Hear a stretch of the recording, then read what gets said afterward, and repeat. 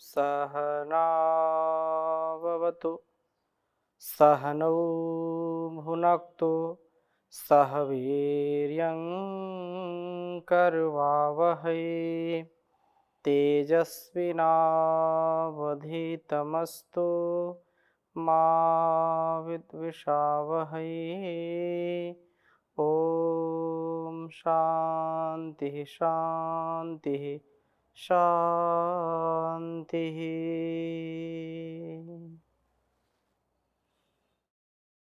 वैदिक जीवन पद्धति की इस कक्षा में आप सभी दर्शकों का, सभी श्रोताओं का हृदय की गहराइयों से बहुत बहुत स्वागत है, अभिनंदन है, प्रणाम है। वैदिक जीवन पद्धति में निरंतरता के साथ हमने अनेक वेद मंत्रों का स्वाध्याय किया, ऋग्वेद के छठे मंडल तक स्वाध्याय किया। इसके बाद हम अभी कई दिनों से कई कक्षाओं में उन आपके प्रश्नों का उत्तर देने का प्रयास कर रहे हैं जो आपने जिज्ञासाएं की हैं। अलग अलग प्रकार से यहाँ पर मेरे पास जो प्रश्न आए हैं, तो ये एक प्रश्न मैं ले रहा हूँ यहाँ पर। गीतांजलि मिश्रा जी जो उड़ीसा बलागीर से हैं, उन्होंने प्रश्न किया है कि जो है जीवात्मा शरीर छोड़ने के वक्त कहाँ रहता, कहाँ जाता है। ये परमात्मा की व्यवस्था है। अब इसको, क्योंकि जीवात्मा कहाँ जाता है, कोई ऐसा स्थान नहीं है कि कोई इस ऐसा स्थान है कि भाई व्यक्ति जो है दिल्ली जाएगा, राजधानी में जाएगा तो आत्मा भी कहीं ऐसे स्थान पर जाएगी, ऐसा बिल्कुल नहीं है। क्योंकि यह परमपिता परमेश्वर की व्यवस्था है और महर्षि देवदयानंद जी ने भी अलग अलग स्थानों पर कहा है, और भी शास्त्रों में, ग्रंथों में जो चर्चा है कि मृत्यु के बाद आत्मा उस परम पिता परमेश्वर की व्यवस्था में रहता है। यदि उसके अनुसार यदि कोई ऐसा स्थान है तो उसको दूसरा जन्म मिलता है, और यदि उसके अनुसार उसके गुणकर्म, स्वभाव या संस्कार के अनुसार यदि वातावरण नहीं है, तो तब तक वो परमात्मा की व्यवस्था में रहता है।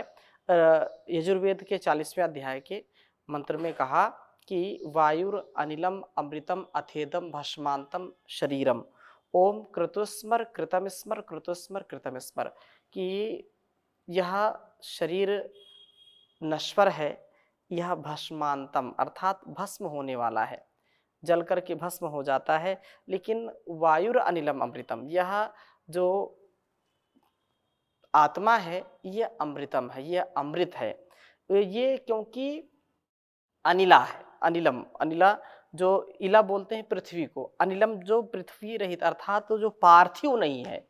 शरीर तो पार्थिव है अर्थात पंच महाभूतों से बना हुआ है, तो ये इसको नष्ट होना ही है।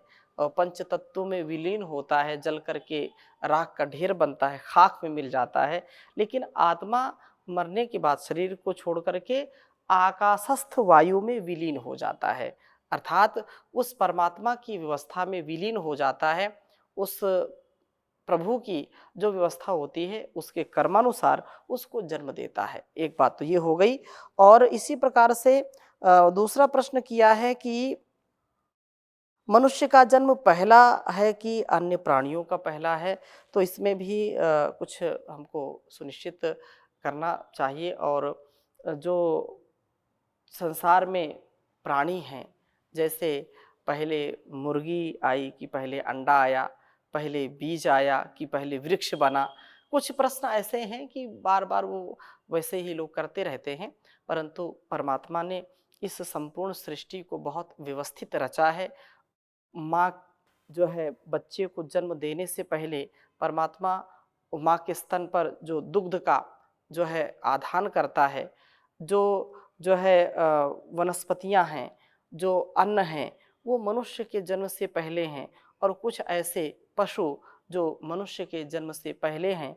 तो इस प्रकार से ये हम कह सकते हैं कि कुछ पशु पक्षियों का जो है जन्म मनुष्य के जन्म से पहले हुआ है, और कुछ का बाद में भी हो सकता है। लेकिन ये बात सुनिश्चित है कि जब मनुष्यों का जन्म यहाँ हुआ तो एक साथ अनेक जो है युवतियों का, युवाओं का जन्म हुआ और इससे धीरे धीरे फिर आगे की सृष्टि हुई। यह एक तथ्य सत्य जो पढ़ने में आता है उस दृष्टि से कह सकते हैं। और कभी ये हमारे पूर्वज बंदर नहीं हुए। कुछ लोग जो कहते हैं कि ये बंदर थे, बंदर से धीरे धीरे धीरे धीरे विकसित होते हुए होते होते ये मनुष्य बन गया। अगर वो ऐसी स्थिति होती तो फिर आज वो परिस्थितियां क्यों नहीं हैं? आज भी यदि कोई ना कोई ऐसा वातावरण कहीं ना कहीं का तो होगा जहां पर बंदर से जो है आदमी बनने की प्रक्रिया हो, तो जो अन्य बंदर है वो भी आदमी बन सकते हैं। तो एक ये ऐसा विषय है। हमारे जो ऋषि मुनि हैं जो हजारों करोड़ों जो है अरबों वर्ष की है जो ऋषि परंपरा है या जो हमारी धरा है, इसमें एक बहुत ही जो विश्वास है, जो सनातन पुरातन परंपरा है, इसमें पूर्ण हमको ये विश्वास है कि परमात्मा की व्यवस्था से इस धरती माँ की कोख से ऐसे सभी जीव जंतुओं का जन्म हुआ जो इस संपूर्ण सृष्टि के कल्याण के लिए है। तो ये बात हो गई। दूसरी बात जो है कही है कि ईश्वर मनुष्य जीवन का निर्माण क्यों करता है? इसी प्रकार से किसी ने अन्य ने भी प्रश्न किया महर्षि से कि जो है भगवान ने सृष्टि क्यों बनाई है? भगवान ने मनुष्य का जन्म क्यों बनाया? आपने प्रश्न किया है कि भगवान ने मनुष्य का जो है निर्माण क्यों किया है? न निर्माण करता तो फिर क्या करता? कुछ ना कुछ तो करता ही करता। तो अगर निर्माण ना करता, इस सृष्टि को ना बनाता, तो क्या करता वो? कुछ ना कुछ तो करता ही। तो ऐसा इसका कोई ऐसा प्रश्न नहीं है। वो तो ये मनुष्य के कल्याण के लिए, जीवात्मा के मोक्ष के लिए, आनंद के लिए उसने जो कुछ भी किया है, उसने बनाया है और हम उसको जीवन में उतारें, उसकी प्रभु की भक्ति करें और फिर जीवन का परिष्कार होगा इसी प्रकार से। और प्रश्न किया है आपने, जीवन का लक्ष्य क्या होना चाहिए? बहुत सुंदर बात कही है। जीवन का लक्ष्य क्या होना चाहिए? मनुष्य के जीवन का लक्ष्य क्या होना चाहिए? तो हमारे ऋषियों ने कहा कि आत्मनो मोक्षार्थम जगत हिताय च। धर्म, अर्थ, काम और मोक्ष की प्राप्ति के लिए, संतुलन के लिए ये जीवन हमको मिला हुआ है। उस परमात्मा की व्यवस्था है और उसमें हम अपने परस्पर मनुष्य जीवन का क्या लक्ष्य है? तो अपना कल्याण करना और संसार का कल्याण करना।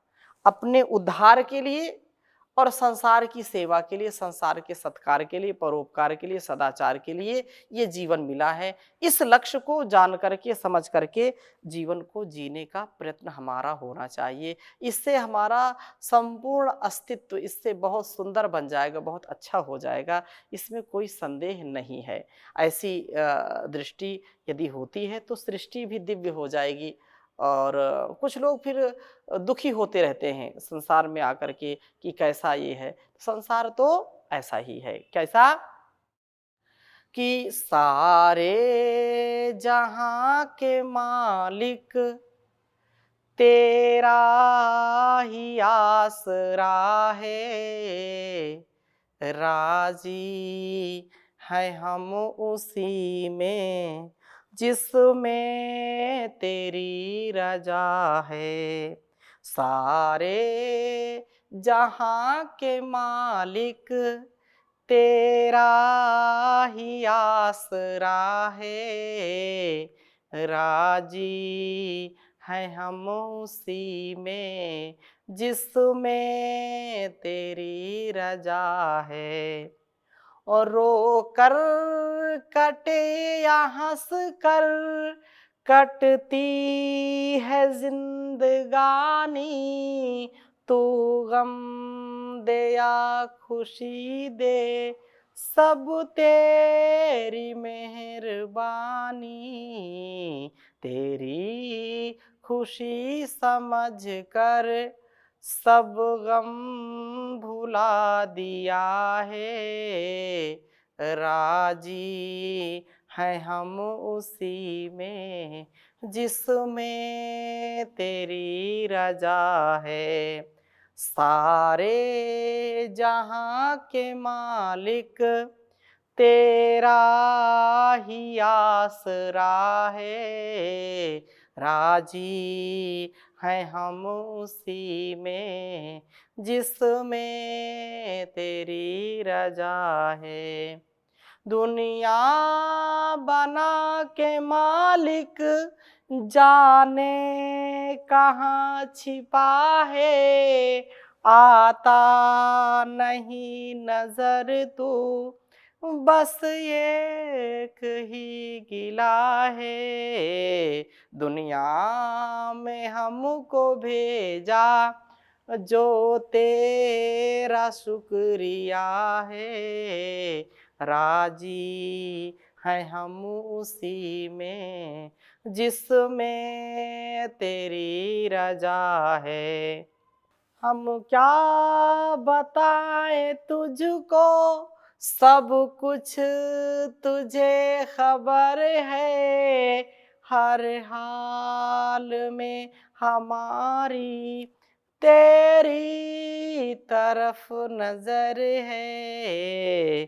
दुनिया में हमको भेजा जो तेरा शुक्रिया है, राजी है हम उसी में जिसमें तेरी रजा है, जिसमें तेरी रजा है। तो हम अपने कर्तव्यों को करते चले जाएं जिसमें प्रभु की रजा है, जिसमें उसका जो है उपदेश आदेश संदेश समाहित है। हम कभी भी इससे विचलित ना हो, और ऐसा विचलन, ऐसी हमारी जो जो है विचारधारा संकीर्ण ना हो, संकुचित ना हो, विस्तृत हो, तो ऐसे बड़े उद्देश्य के साथ इस जीवन को जीना है, धर्म पूर्वक जीवन को जीना है, धर्म का आचरण करते हुए जीवन को जीना है। इस दृष्टि से जीवन को जीना है कि हमारा जो जीवन है उस परमात्मा के द्वारा दिया गया सौगात है, और मृत्यु उसके घर का आमंत्रण है। तो ऐसा कि घर तो जाना है, दुख किस बात का, अभय से निर्भयता से युक्त जीवन जिए। हम इस शरीर को पा करके, इस संसार को पा करके, परम लक्ष्य को पा करके दीन दुखियों की सेवा करके आनंदित रहें। एक कष्ट हमको आकर के झकझोर जाता है यदि हम जान से युक्त नहीं है, तो जान से युक्त हो जीवन ऐसा बनाएं कि हमको पछताना ना पड़े। ऐसी कमाई कर लो जो संग जा सके, मुश्किल पड़े तो राह में कुछ काम आ सके, मुश्किल पड़े तो राह में कुछ काम आ सके। तो मुश्किल से हम इस जीवन को ना जिए, अपितु ऐसे उत्साह के साथ जीवन को जीने वाले बने जिससे हमारा परिष्कार हो, जिससे हमारे जीवन का उद्धार हो। प्रभु मेरे जीवन का उद्धार कर दो, इस जीवन का उद्धार करना और इस संसार का परिष्कार करना, इसमें सेवा सत्कार से युक्त होना, इसलिए जीवन मिला है। प्रभु मेरे जीवन का उद्धार कर दो, भंवर में है नैया इसे पार कर दो। मैं गाऊं सदा वेदों की ऋचाएं, मैं गाऊं सदा वेदों की ऋचाएं, तन मन में वेदों का संचार कर दो। प्रभु मेरे जीवन का उद्धार कर दो। मेरी इंद्रियां हो सदा मेरे वश में, मेरी इंद्रियां हो सदा मेरे वश में, मेरे मन पे मेरा ही अधिकार कर दो। प्रभु मेरे जीवन का उद्धार कर दो। तो प्रभु हमारे जीवन का उद्धार करे, इसका परिष्कार करे, तभी जीवन हमारा श्रेष्ठ होगा। तथा परस्परता से युक्त होकर के, ये जीवन ऐसे सरलता से नहीं मिला है, हमने ऐसे कर्म किए हैं तो उसने, परमात्मा ने हमको जीवन दिया है, मानव का जीवन दिया है, और मानव का जीवन पा करके व्यक्ति निराश हताश होकर के यदि जीता है, दुखी होकर के जीता है, रोगी होकर के जीता है, तो ये जीवन का अपमान है, इस कृति का अपमान है। भगवान ने जो कृति ये जो बनाई है, प्रकृति जो बनाई है, उसका ये अपमान होगा। तो हम उल्लास से जिए, हम दुखी होकर के ना जिए, दरिद्र होकर के ना जिए, और आत्मोद्धार के लिए जिए। केनोपनिषद में बहुत सुंदर बात कही, इह चेद वेदी तत् सत्यमस्ति, इह वेदिन महति विनष्टि, भूतेषु भूतेषु विचित्य धीराः प्रेत्यस्मा लोकात् अमृता भवन्ति। ये कहा कि यह चेद अवेदी तत् सत्यमस्ति, ये जीवन का तुम्हारा जो उद्देश्य है वो बहुत बड़ा उद्देश्य है। और इस मानव जीवन को पा करके, क्योंकि भगवान ने इंसान का जीवन दिया तो समझो शैतान की मौत हो गई, अर्थात आसुरी भाव को हम छोड़ करके देवत्व के भाव में जिए, क्योंकि ये देवता जो देने का स्वभाव है और लेवता जो लेने का स्वभाव, बस लेते रहते हैं। तो हम देवत्व के गुणों से युक्त हो, मानव से महामानव बनने का, नर से नारायण बनने का सामर्थ्य हम सबके अंदर है। तो कहा यह चेद आवेदित अत सत्यमस्ति, इस मानव का जीवन पाकर के यदि तुमने जीवन का परिष्कार कर लिया, जीवन का उद्धार कर लिया, यदि इस संसार के भोग भावनाओं से मुक्त हो गए, वासनाओं से मुक्त हो गए, तो समझो ये जीवन की सार्थकता है। और इस जीवन में यदि तुम केवल भोग भावनाओं में फंसे रहे, केवल यहाँ की विषयों की चीजों में जो है रूप रस गंध शब्द स्पर्श आदि के चक्कर में फंसे रहे, भोग की जो है भोगासक्ति में, भोगोन्माद में यदि फंस गए, तो महती विनष्टि, महान विनाश हो जाएगा। भूतेषु भूतेषु विचित्य धीरा प्रेत्यस्मा लोकाद अमृता भवन्ति। ये सारे संसार में जो हमारे योगी मुनियों ने, ऋषियों ने जो तथ्य सत्य जाना, तो ये जो है अलग अलग सबका विवेचन करके उन्होंने देखा, समझा, जाना, और उसका उपदेश हमारे लिए किया है कि हम फंसे नहीं, हम भोगे नहीं, भागे नहीं, जागें। भोगना भागना ये कायरों का काम है, जागना ये सरलता सिद्धता और समरसता से युक्त लोगों का काम है। इसलिए हमको ऐसे जीवन जीना है जो भोग नहीं, योगमय जीवन जिए, क्योंकि भोगे रोग भयम कुले चिति भयम वीते नृपालाद भयम मौने दैन्य भयम बले रिपु भयम रूपे जराया भयम शास्त्रे वादि भयम गुणे खल भयम काये कृतान्ताद् भयम सर्वं वास्तु भयान्वितं भुवि निर्णाम वैराग्यमेवा भयम वैराग्यमेवा भयम। संसार के इस भयाक्रांत इस संसार में भोगों से व्यक्ति रोगों तक पहुंचता है, और रोगी व्यक्ति कभी भी इस जीवन का, इस जगत का कल्याण नहीं कर सकता है। हम कल्याण के लिए इस जीवन को पाए हैं, तो आत्म कल्याण से राष्ट्र कल्याण, विश्व कल्याण की महनीयता को हम समझें। इस महनीय कार्य को करने का सामर्थ्य हम सबके अंदर है। हम निरंतरता से, वेदों के स्वाध्याय से, शास्त्रों के स्वाध्याय से अपने जीवन को निर्मल बना लें, अपने जीवन को सफल बना लें, सक्सेसफुल बना लें। तभी जीवन का जो अंतिम गंतव्य है, जो अंतिम प्राप्तव्य है, वो हमको प्राप्त होगा। तो जो आपने प्रश्न किया है कि जीवन का लक्ष्य क्या होना चाहिए, तो जीवन का लक्ष्य यही हो कि जितना इससे हमको सेवा जितनी हम कर सकते हैं, सभी ऋषियों का यह मंतव्य रहा है। हमारे जितने भी कणाद जो है, कपिल, जैमिनी, पतंजलि, पाणिनि, व्यास, भास, जो भी हमारे ऋषि हुए हैं, वो सभी, चाहे विश्वामित्र हो, बृहस्पति हो, दधीची हो, सभी ने इस जीवन को त्यागमय जिया है और सभी ने संसार की भलाई के लिए जिया है। मुक्ति के लिए तो जिया ही, लेकिन संसार की भलाई के लिए। महर्षि देवदयानंद ने 17 बार जहर पिया है, लोगों ने उनको जहर खिलाया, जहर पिलाया, लेकिन उन्होंने कभी भलाई का काम छोड़ा नहीं। परम पूज्य योग ऋषि श्री स्वामी जी महाराज, परम पूज्य आचार्य श्री जी महाराज का जीवन हम देखते हैं।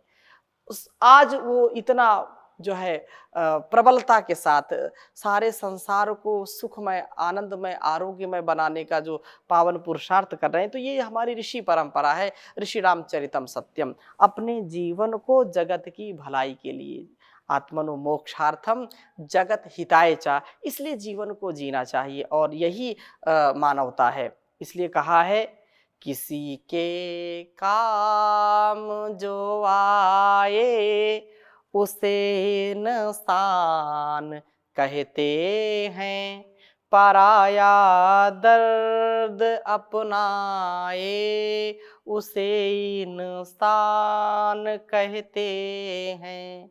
ये दुनिया एक उलझन है, कहीं धोखा कहीं ठोकर। ये दुनिया एक उलझन है, कहीं धोखा कहीं ठोकर। जो गिर कर के संभल जाए उसे इंसान कहते हैं, उसे इंसान कहते हैं। किसी के काम जो आए उसे इंसान कहते हैं, पराया दर्द अपनाए उसे इंसान कहते हैं।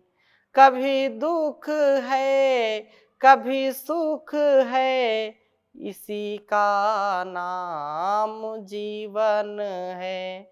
ये दुनिया एक उलझन है, कभी दुख है कभी सुख है।